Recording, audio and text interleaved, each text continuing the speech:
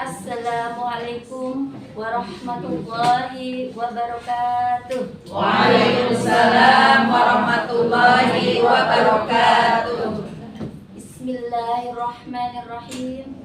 Alhamdulillahilladzi ja'ala li ta'liminal anbiya wassalatu wassalamu ala asyrafil anbiya wal mursalin Sayyidina wa maulana Muhammadin wa ala alihi wa sahbihi ajma'in. Amma ba'd. Qala Allah ta'ala fil Qur'anil Karim, a'udzu billahi minasy syaithanir rajim. Bismillahirrahmanirrahim. Yarfa'illahu alladhina amanu minkum walladhina utul ilma darajat. Shadaqallahul adzim. Pertama-tama yang kami hormati dan yang kami muliakan guru kita bersama Al-Mukarramah Al-Mukarram Bapak Ustadz Haji Ahmad Fatoni Eskom, yang kami hormati Ibu Ketua kelas 1B dakwah Ibu Sri Ning Rahayu, yang kami hormati juga para asatid semuanya yang tidak saya sebutkan satu persatu, namun tidak mengurangi rasa hormat dan takdim saya. Alhamdulillahirabbil alamin. Marilah kita panjatkan puji syukur kehadirat Allah Subhanahu wa taala yang telah memberikan beberapa nikmat kepada kita semua, yaitu terutama nikmat iman, nikmat Islam, dan nikmat sehat serta panjang umur. Amin. Sehingga kita semua dapat berkumpul, bermuajahah dan bersilaturahmi di majelis yang mulia ini dalam rangka menuntut ilmu. Semoga kita semua diberikan kepemahaman dan mendapatkan ilmu yang bermanfaat. Amin ya Allah. Salawat serta salam marilah kita haturkan kepada Nabi Agung Muhammad Sallallahu Alaihi Wasallam dan juga kepada para keluarga, sahabat dan para pengikutnya. Semoga kita semua mendapatkan syafaatnya di yaumil kiamat nanti. Amin. Amin. Amin ya Allah ya Rabbal alamin. Hadirin yang berbahagia,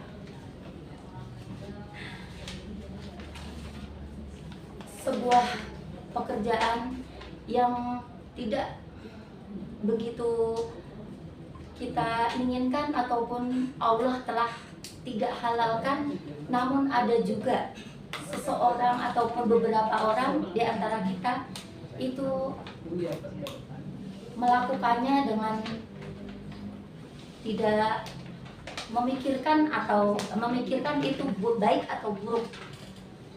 Jadi walaupun pekerjaan itu dia lakukan bukan hanya ada kesempatan, tapi karena ada niat yang tidak baik, yang belum terfokuskan untuk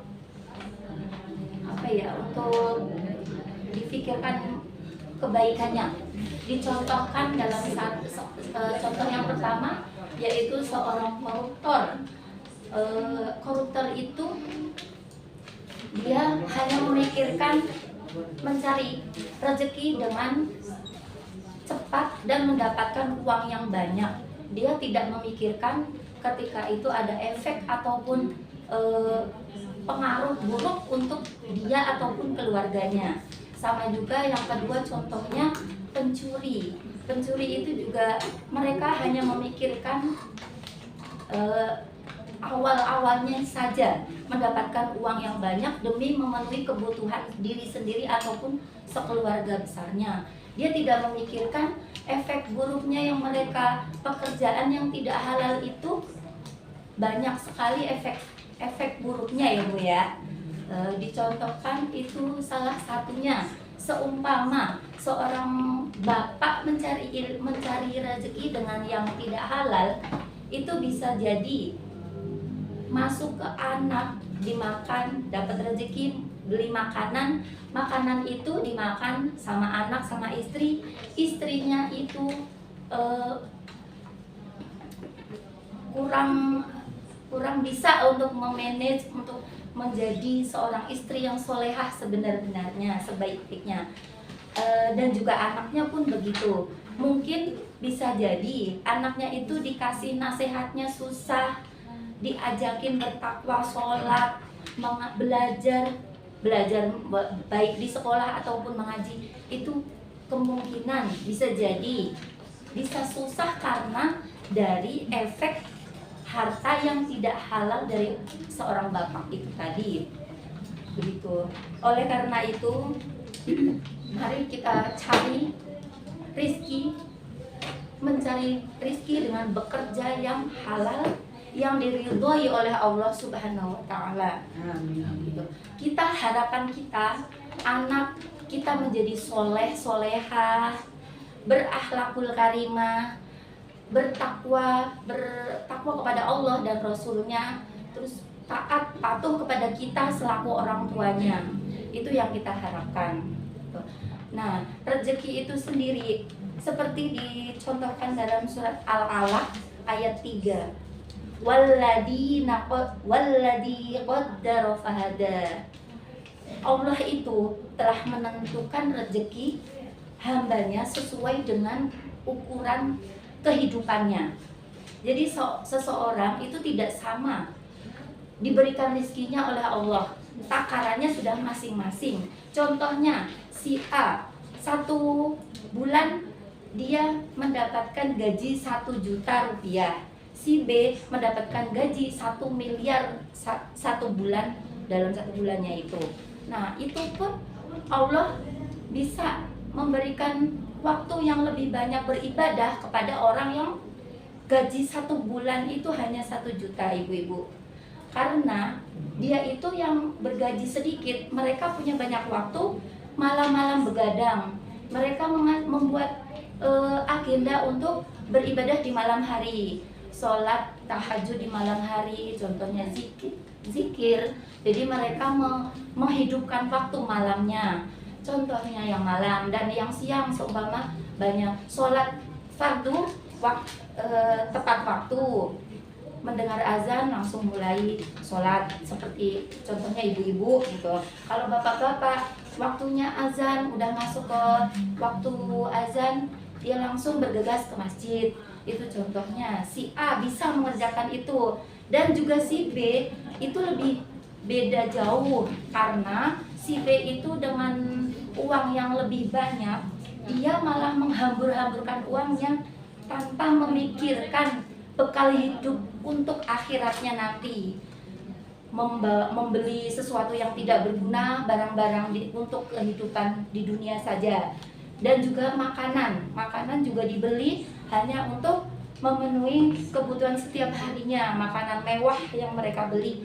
Jadi tidak untuk memikirkan sedekahnya ataupun yang berbau kita masuk ke dalam kedudukan agama yang lebih baik untuk bekal akhiratnya nanti.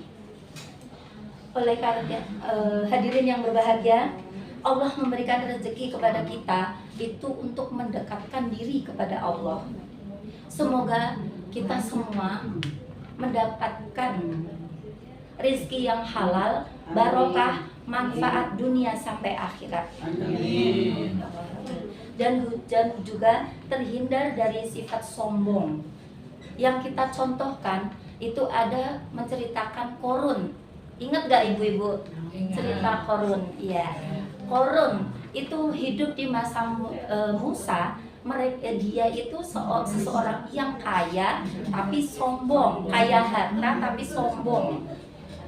Nah, dia itu tidak memikirkan hartanya itu tidak terpikirkan kita. Karena apa? Hanya kunci berangkasnya aja nggak bisa diangkat, dibawa sama kita nggak bisa. Apalagi hartanya seberapa banyak, kita nggak bisa membayangkan. Itulah contoh si Korun yang kaya tapi sombong. Semoga kita semua terhindar dari sifat-sifat sombong, iri hati, dan segala sifat-sifat buruk, penyakit hati lainnya. Itu. Demikian dari saya. Yang baik dari Allah, dari yang buruk dari saya pribadi. Wallahul muwaffiq ila aqwamit thoriq. Wassalamualaikum warahmatullahi wabarakatuh. Waalaikumsalam warahmatullahi wabarakatuh.